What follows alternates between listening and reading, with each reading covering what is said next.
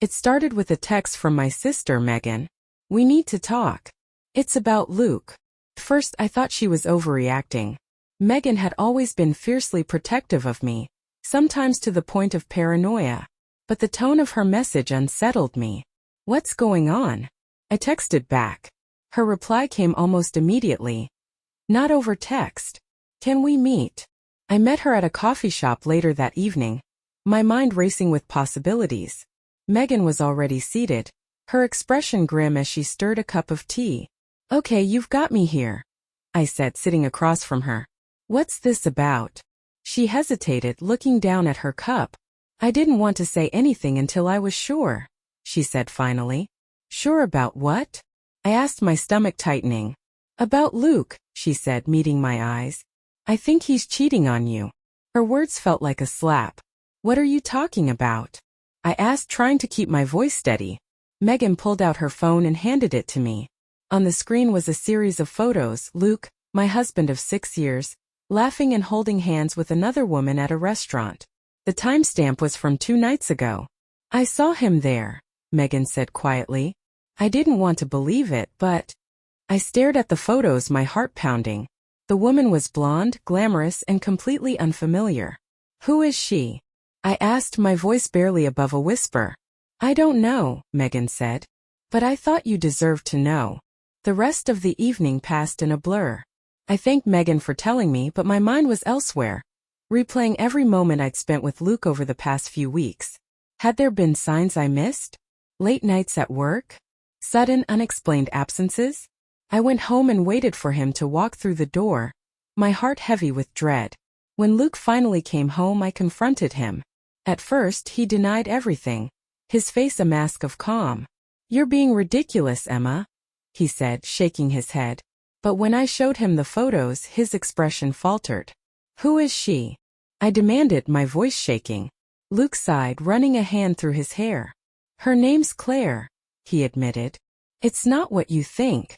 "Not what I think," I said, my anger boiling over. "You're holding hands with another woman in a restaurant, Luke. What exactly am I supposed to think?" He didn't have an answer. That night he slept on the couch, and I lay awake in our bed staring at the ceiling. I felt a mix of anger, betrayal, and something I didn't expect. A quiet, simmering need for revenge. The following day I confided in Megan. "I don't know what to do," I admitted. "I can't even look at him right now." "You deserve better than this," Megan said firmly. "But whatever you do, make sure it's what's right for you. Not just a reaction to what he did." Her words stayed with me, but they didn't stop the storm brewing inside me. A week later, the storm reached its peak. Luke's best friend Ryan came over to pick up some things he'd left at our house. I'd always liked Ryan. He was charming, funny, and had a knack for making people feel at ease. That night, as we talked over a glass of wine, he admitted he'd known about Claire. "I didn't want to get involved," he said, looking genuinely remorseful. "But I hated seeing him do this to you. Why didn't you say anything?" I asked, my voice breaking. "I didn't know how," he said quietly. "And honestly, I thought you deserved better than Luke anyway." His words struck a chord. Maybe it was the wine. Maybe it was the anger and betrayal I'd been bottling up. Or maybe it was the way Ryan looked at me, like I was someone who mattered. Whatever it was, I leaned in, and before I knew it, we crossed a line I couldn't uncross. The next morning, reality hit like a freight train. Ryan left before Luke came home, and I was left alone with my thoughts. What had I done? Part of me felt guilty, but another part, the part that remembered Luke's betrayal, felt justified. When Luke found out, because of course he did, the fallout was immediate. "We're done," he said, his voice cold and final. "I can't believe you do this." I almost laughed at the hypocrisy. "You cheated first," I said, my anger bubbling to the surface. "What did you expect?" "This isn't the same," he snapped. "Isn't it?" I countered. That night, Luke packed his bags and left. As I stood in the empty house, I felt a strange mix of relief and regret. Our marriage had been unraveling for months, but the way it ended felt messier than I ever could have imagined. And as I stared at the door he just walked out of, I realized this was only the beginning. The first morning after Luke left was eerily quiet. I sat at the kitchen table with a cup of coffee, staring at the empty chair across from me. For 6 years, that chair had been his. Now it felt like a void I didn't know how to fill. I wasn't just mourning the end of our marriage. I was grappling with the chaos I'd helped create. Megan came over later that day, bringing a bag of my favorite pastries and a comforting shoulder to cry on. "Have you talked to him?" she asked, carefully avoiding Luke's name. "Not since he left," I said, shaking my head. "And I don't think I want to." Megan nodded, her expression unreadable. "What about Ryan?" Her question caught me off guard. "I don't know," I admitted. "It was a mistake. One I can't take back." "Maybe," Megan said, her voice thoughtful. "But you're not the only one who made mistakes here." Over the next few weeks, I threw myself into distraction. I cleaned the house from top to bottom, boxed up Luke's belongings, and started reorganizing my life one small step at a time. But no matter how busy I kept myself, the questions lingered. How did it come to this? Was there a way to fix it?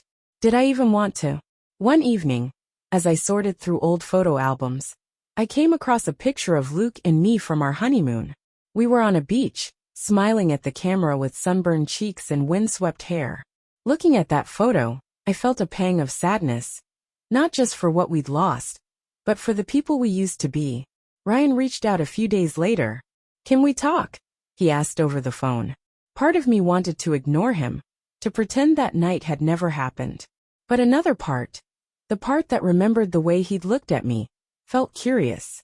"Okay," I said finally, "let's talk." We met at a quiet cafe, far from the prying eyes of anyone who might know us. "I want to start by saying I'm sorry," Ryan said, his tone earnest. "What happened, it was wrong. I never should have let it go that far." "I'm just as much to blame," I said, staring down at my coffee. "We both made bad choices." He nodded, his expression heavy with regret. "I never meant to hurt you or Luke," he said. I hate how he treated you. You deserved better." His words hung in the air, and for a moment, I didn't know how to respond. "Maybe," I said finally, "but what I deserve doesn't change what happened."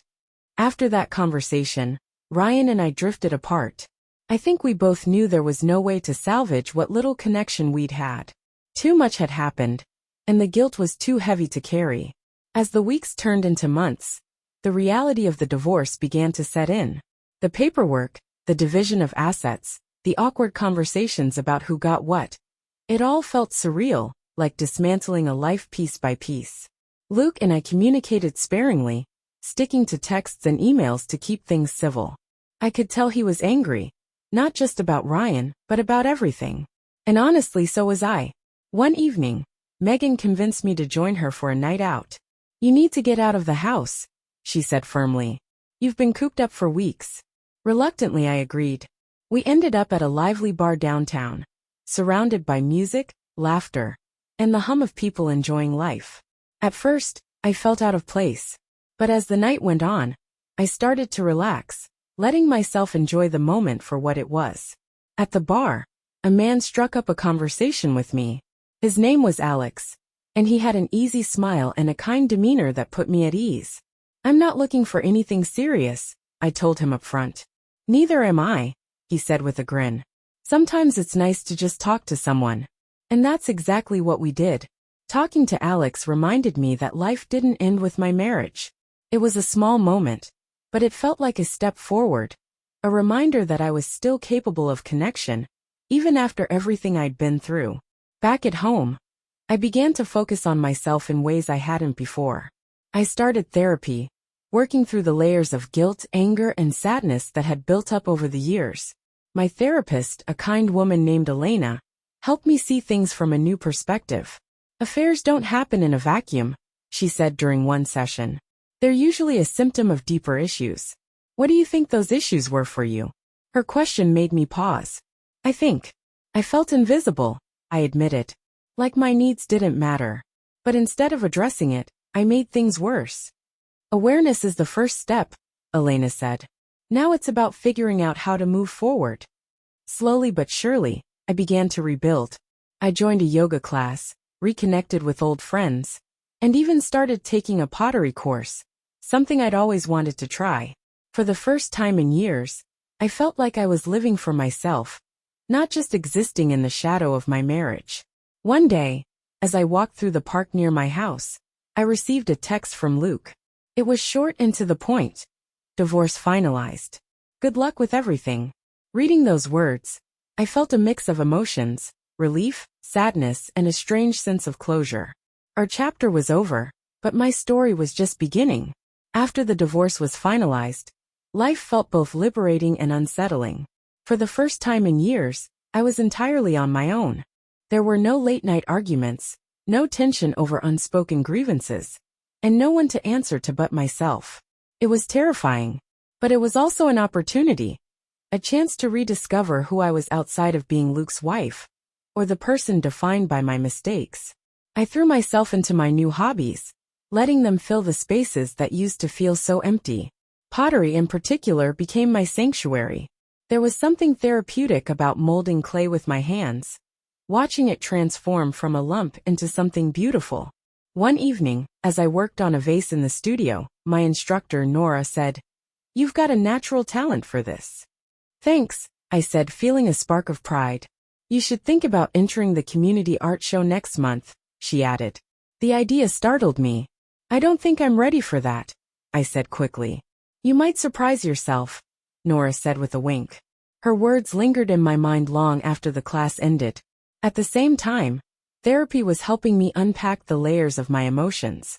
During one session, Elena asked, "When you think about your marriage, what do you miss?" I thought about it for a long moment. "I miss the good times," I said finally. "The laughter, the sense of partnership. But I don't miss the person I became in that relationship." Elena nodded. "And who do you want to become now?" Her question stayed with me.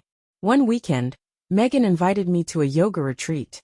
"It's all about mindfulness and letting go," she said. "I think it could be good for you." I was skeptical but agreed to go. The retreat turned out to be exactly what I needed. For 3 days, I focused on nothing but breathing, moving, and being present. By the end of the weekend, I felt lighter, like I'd left some of my baggage behind. Around the same time, I reconnected with an old college friend, Sarah. We hadn't spoken in years, but she'd reached out after hearing about my divorce. "Let's grab coffee," she suggested. Catching up with her felt like stepping into a time capsule. We reminisced about our college days, laughed about old inside jokes, and talked about how much our lives had changed. "I'm glad you reached out," I told her as we said goodbye. "Me too," she said, smiling. "Let's not let another decade go by." The community art show crept up faster than I expected. With Nora's encouragement, I decided to submit a piece. A simple but elegant vase I'd spent weeks perfecting. The night of the show, I stood nervously in the gallery, surrounded by other artists and their work. When someone stopped to admire my piece, I felt a surge of pride. "This is beautiful," the woman said, turning to me. "Did you make it?" "Yes," I said, smiling. "You've got a real gift," she said before walking away. Her words reminded me that I was capable of creating something meaningful, not just with my hands, but with my life. As the months passed, I began to notice how much I'd changed. I was more confident, more at peace with myself, and more open to the possibilities of the future. Even my relationship with Megan had grown stronger. She'd been my rock through everything, and I finally felt like I could repay her support with the stability I'd found in myself. One afternoon, as we walked through the park together, Megan said, "You seem happy, Emma." "I think I am," I said, smiling. "You deserve it," she said firmly. Her words brought tears to my eyes. Ryan, on the other hand, was no longer part of my life. I hadn't heard from him since our last conversation at the cafe, and I realized I was okay with that. What had happened between us was a mistake, one I'd learned from but didn't need to revisit. One evening, as I sat on my couch sketching designs for my next pottery piece, I received a text from Luke. It was short and unexpected. "I hope you're doing well." I stared at the screen, unsure how to respond. Finally I typed, "I am. I hope you are too." It wasn't much, but it felt like closure, a quiet acknowledgement that we'd both moved on.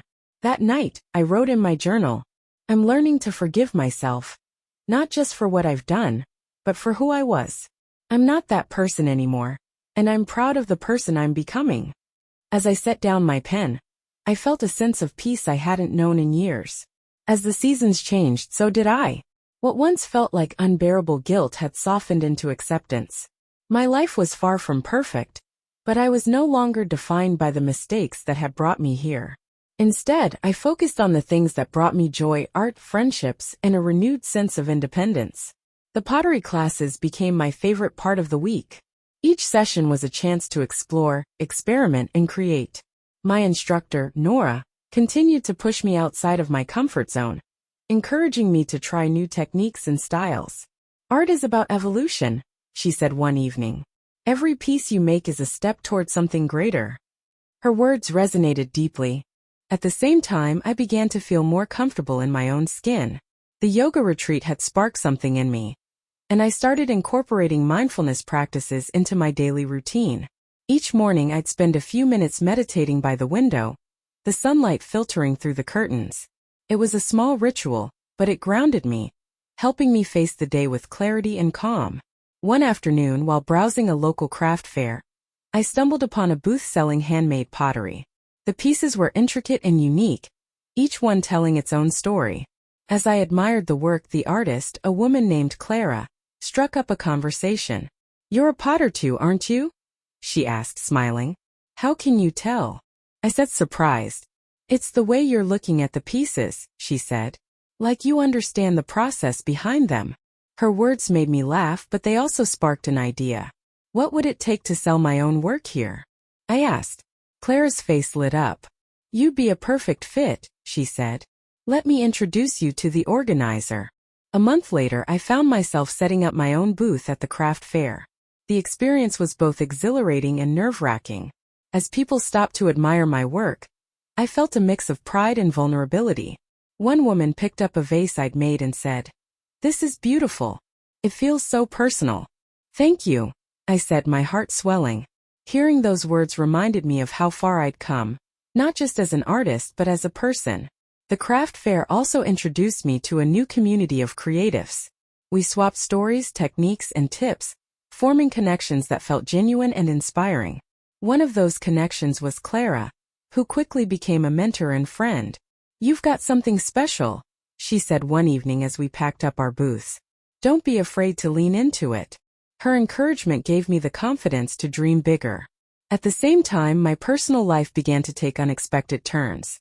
One evening, as I sat sketching new designs, my phone buzzed with a text from Alex, the man I'd met during my night out with Megan. "Want to grab coffee sometime?" he asked.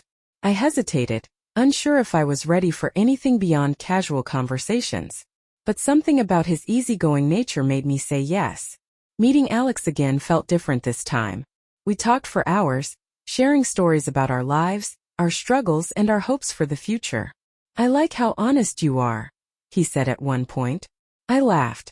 "Honesty hasn't always been my strong suit," I admitted. "Well, you're doing pretty well now," he said, his eyes warm. As Alex and I spent more time together, I realized how much I'd grown. I wasn't looking for someone to fill a void or fix me. I was happy on my own. But his presence added something new to my life, something that felt light and genuine. One evening, as we walked through the park, Alex turned to me and said, "You're different from anyone I've ever met." "Is that a good thing?" I asked, smiling. "It's a great thing," he said firmly. His words stayed with me, a reminder that I was capable of building something healthy and honest. At the same time, I continued to focus on my art. I started taking commissions, creating custom pieces for people who wanted something unique and meaningful. Each project was a chance to connect with others, to share a piece of myself through my work. One day, while delivering a piece to a client, I received an email from the community center where I'd taken pottery classes. They were looking for a new instructor to lead beginner workshops, and Nora had recommended me for the role. The idea was both thrilling and terrifying. Could I really teach others? Was I ready to step into that kind of responsibility? But as I read through the email again, I felt a spark of excitement. This was my chance to give back, to share the joy and healing I'd found through art. The first class was a mix of nerves and exhilaration. As I guided my students through the basics of pottery, I felt a sense of purpose I hadn't known before. Teaching wasn't just about the techniques. It was about encouraging them to explore, to take risks, and to find their own voice in the clay. One evening as I cleaned up the studio after class, Nora stopped by to check in. "How does it feel?" she asked, leaning against the doorway. "Surreal," I admitted, smiling. "But it feels right." "That's because it is," she said. Her words filled me with a quiet confidence, a reminder that I was on the right path. That night, as I sat in my apartment surrounded by sketches and clay, I felt a deep sense of gratitude. For the mistakes that had taught me, for the people who had supported me, and for the life I was building piece by piece. I wasn't just surviving anymore, I was thriving. And for the first time in years, I felt like I was exactly where I was meant to be. Teaching pottery classes became more than just a job, it became a passion. Every week, I watched my students discover the joy of creation. Some of them were hesitant at first, afraid to make mistakes, but I reassured them that mistakes were part of the process. Clay is forgiving, I'd say. If it doesn't work out, you can start over. Just like life. I didn't realize how much those words applied to me until I saw their reactions, nodding, smiling, and letting go of their need for perfection. The classes also brought unexpected surprises. One of my students, an older woman named Ruth, reminded me of my grandmother. She had a quick wit and an endless supply of stories about her life. "I used to make pottery with my husband," she said one evening, her hands shaping a small bowl. "He passed away a few years ago, and I haven't touched clay since. But this feels like coming home." Her words stayed with me, a reminder of how art had the power to heal. Meanwhile, my relationship with Alex continued to grow. He wasn't just supportive, he was genuinely interested in every part of my life. One evening as I showed him some of my sketches, he said, "You have a way of seeing the world that's unique. It's beautiful." His words made me blush, but they also filled me with a quiet sense of pride. For so long I'd felt like my worth was tied to my past mistakes. But Alex saw me for who I was now, and that made all the difference. At the same time, I found myself reconnecting with old friends. Sarah, the college friend I'd reconnected with months earlier, invited me to join her book club. "I know it's not pottery," she joked, "but it's a chance to unwind and chat." The group turned out to be exactly what I needed. A space to laugh, share ideas, and feel part of something bigger than myself. One weekend, Sarah and I met for coffee after a particularly lively book club discussion. "You've changed so much, Emma," she said, her tone thoughtful. "Is that a good thing?" I asked, smiling. "It's a great thing," she said firmly. "You're stronger, more confident. It's like you've finally figured out who you are." Her words made me pause. Had I figured out who I was? Or was I still in the process of becoming? The pottery classes continued to thrive, and I started exploring ways to expand them. With Nora's encouragement, I pitched the idea of hosting weekend workshops for families, a way to bring people of all ages together through art. The idea was a hit. Our first family workshop was a mix of chaos and laughter, with kids and parents working side by side to create everything from mugs to miniature sculptures. As I walked around the room, helping where needed, I felt a deep sense of fulfillment.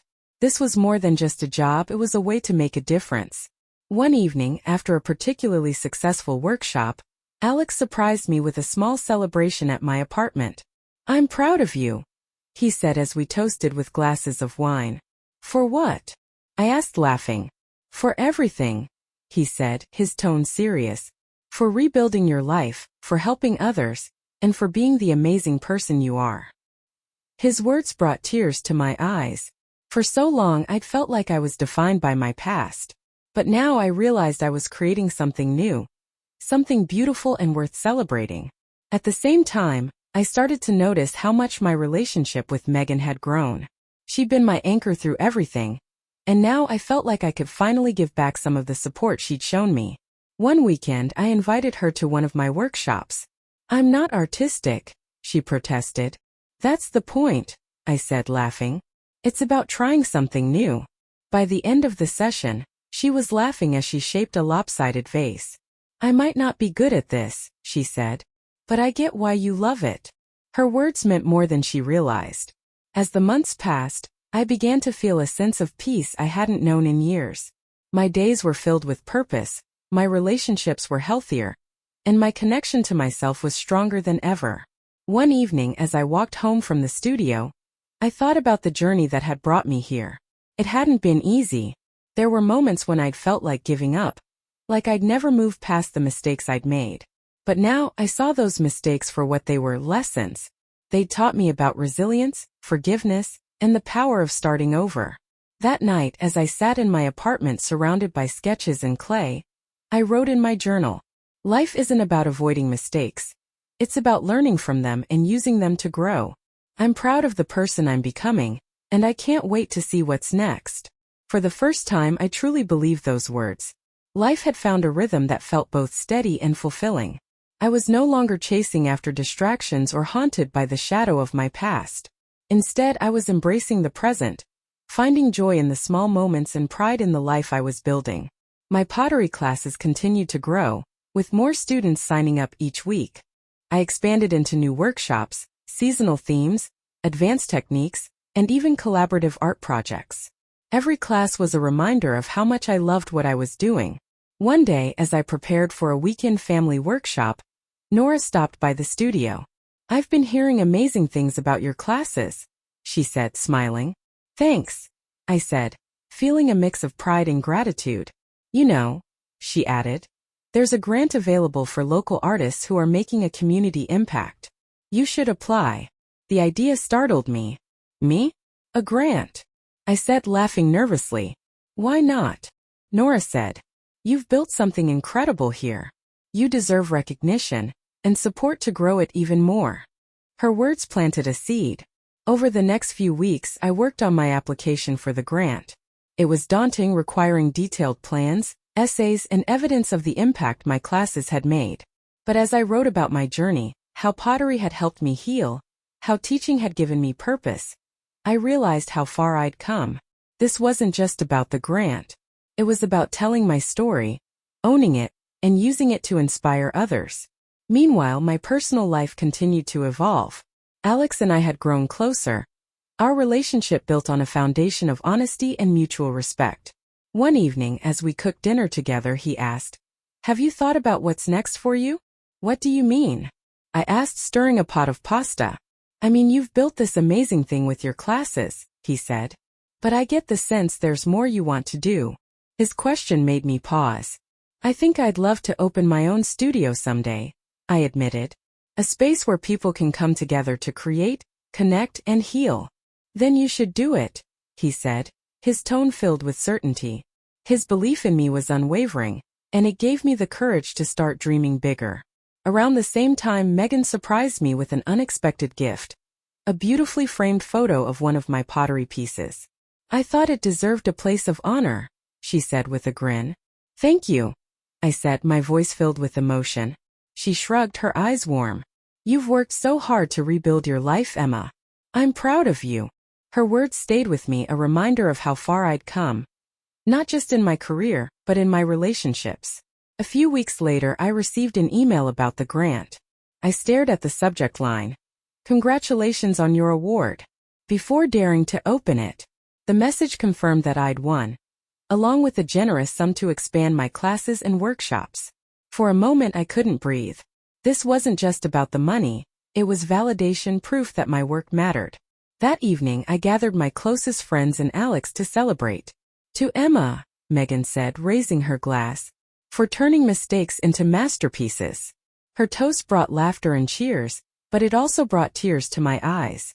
For the first time, I felt like I was exactly where I was meant to be. With the grant, I was able to rent a larger space for my classes. A bright, airy studio that felt like a blank canvas waiting to be filled. I poured myself into making it perfect, adding touches that reflected my journey. Shelves lined with pottery, walls adorned with student artwork, and a corner dedicated to mindfulness and reflection. The studio became more than just a workplace, it became a community hub. One evening, as I tidied up after a class, Alex stopped by with a bouquet of sunflowers. "For you," he said, handing them to me. "What's the occasion?" I asked, smiling. "No occasion," he said. "Just proud of you." His words reminded me of how much I'd grown. Not just in my career, but in my ability to accept love and support. At the same time, I continued to reflect on the journey that had brought me here. During one therapy session, Elena asked, How do you feel about your past now? I thought about her question for a moment before answering. I think it taught me who I don't want to be, I said. And it showed me what I'm capable of becoming. Her smile was warm. That's a powerful realization, she said. The next time I saw Luke was at a mutual friend's wedding. It was the first time we'd spoken in over a year. And while there was still a hint of tension, our conversation was surprisingly cordial. You seem happy, he said, his tone genuine. I am, I said. I hope you are too. I think I'm getting there, he said with a small smile. It wasn't a reconciliation, but it felt like closure. A quiet acknowledgement that we'd both moved on. That night, as I stood in my studio surrounded by the evidence of my growth, I felt a deep sense of peace. My life wasn't perfect, but it was mine. Filled with purpose, love, and the resilience to keep moving forward. And as I looked around the room, I realized I wasn't just surviving anymore. I was thriving. The studio became the heart of my new life. Each day brought new students, new projects, and new connections. I watched people discover their creative potential, often surprising themselves with what they could create. It wasn't just about teaching pottery. It was about creating a space where people felt seen, valued, and inspired. And in doing so, I realized I was healing too. The grand opening of the expanded studio was a night I'll never forget. Friends, students, and members of the community came to celebrate, filling the space with laughter and excitement. Megan, ever the proud sister, made a toast. To Emma, she said, her voice steady, for proving that no matter how hard life gets, you can always find a way to rebuild. You've turned this studio into more than just a workplace. You've made it a home for so many of us. Her words brought tears to my eyes, and the applause that followed felt like a warm embrace. As the studio flourished, so did my personal life. Alex continued to be a constant source of support, cheering me on through every milestone and challenge. One evening, as we walked through the park, he turned to me and said, "Have you ever thought about teaching on a bigger scale? Workshops, retreats, maybe even online classes?" The idea caught me off guard, but the more we talked about it, the more it made sense. I guess I've been so focused on this space I didn't think about what's next, I admitted. Well, when you're ready, Alex said, smiling. I think you'll do amazing things. With his encouragement, I started planning my first pottery retreat. A weekend getaway where participants could immerse themselves in art, nature, and mindfulness. The process was daunting, but it also felt exciting. A chance to push myself and share my passion with an even wider audience. The retreat turned out to be a success beyond anything I'd imagined. Held at a serene lakeside venue, it attracted people from all walks of life, seasoned artists, curious beginners, and everyone in between. By the end of the weekend, the participants left not only with their creations, but also with a sense of connection and inspiration. This was life-changing, one attendee said as she packed up her pieces. Thank you for creating this space. Her words reminded me why I'd started this journey in the first place. Around the same time, I began to notice how much I'd changed in my relationships. Megan and I were closer than ever, our bond strengthened by everything we'd been through. One afternoon, as we painted mugs together in the studio, she said, "You're like a completely different person, Emma. Is that a good thing?" I asked, smiling. "It's the best thing," she said firmly. Even my relationship with Luke, though distant, felt lighter.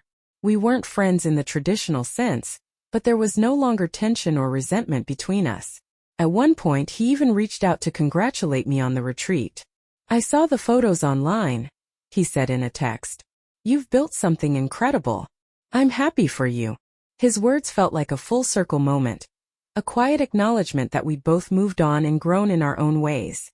As I continued to expand the studio and explore new opportunities, I found myself reflecting on the journey that had brought me here. It wasn't just about overcoming the mistakes I'd made. It was about discovering who I was outside of those mistakes. And what I found was someone stronger, wiser, and more capable than I'd ever imagined. One evening, as Alex and I sat on the porch of my apartment, he said, You should be proud of yourself." "For what?" I asked, resting my head on his shoulder. "For everything," he said. "For building a life you love, for helping others, and for not letting your past hold you back." His words brought tears to my eyes, but they weren't tears of sadness, they were tears of gratitude. Years later, as I stood in the studio surrounded by students, friends, and my family, I felt a deep sense of fulfillment. The life I'd built wasn't perfect, but it was real, honest, and filled with purpose. And as I watched the people around me laughing, creating, and connecting, I realized something important. I wasn't just someone who had survived a difficult chapter. I was someone who had turned that chapter into a story of growth, resilience, and hope. And that was a story worth telling.